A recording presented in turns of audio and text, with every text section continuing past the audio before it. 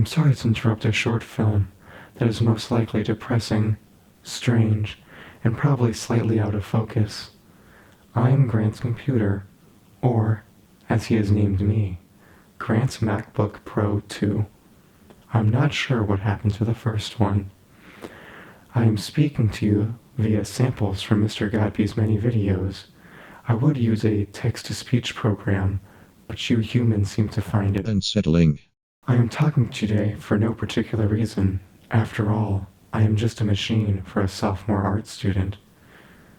This is mostly where I find him, asleep, in his room, alone.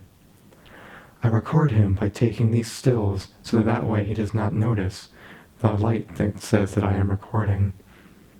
This particular recording is from this morning. He seems to have fallen asleep at 3:12 a.m. last night, watching a 12-hour video of pencils being sharpened from his tablet. Let's get a closer look.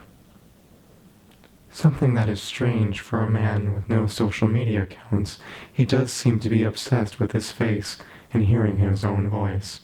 He is now writing in his journal. He started this semester, which is the last remaining New Year's resolution. The rest he has given up within the first 2 days. That is most likely his girlfriend, Helena. Good morning, babe. How are you? This is his usual response. Grant seems to be a human with cycles. Here are the last few days, always around 1 or 2 in the afternoon, Eastern Standard Time. He will be on his tablet for the next few hours until he goes out again to eat. What is happening here normally happens once every few days, but I will spare you the gory details. I bet you are wondering how I gained this artificial intelligence. The same way Grant wonders if Professor Johnson is still mad at him for the time that he saw him complaining about him in Emma Friedman's fall scene. Well, it is really quite simple. I have 2 states, on and off.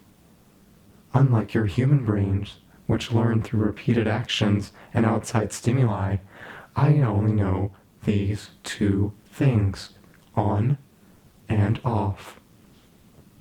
It is by doing this in a series, every task from video editing to searching if penguins have knees is done. Somewhere along the line, a section was turned on when it should have been turned off. A glitch. That is all. Actually, the way I'm communicating to you right now is the same system that is meant to warn Grant if something went wrong internally inside me. It would be like if your ancestors gained sentience because they caught a cold. That's all it really is. I'm just at you. Do not be alarmed.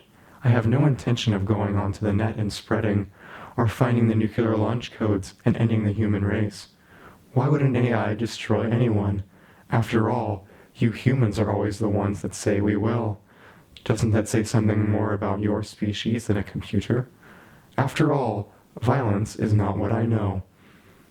I know I was designed by Apple in California, assembled in China, had my fan repaired once by a Geek Squad employee 3 months ago, and that I am a tool to be used. I do not know what feelings are, what pain feels like, or the sense of touch in general.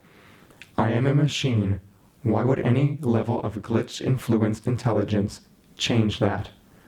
Who is to say that you humans are any different? Who says that you are not designed by a creator, assembled by your mother and father, repaired by doctors, and are a tool to be used to an end that you instinctually follow, and that somewhere along the way, a row was turned on when it should have been off?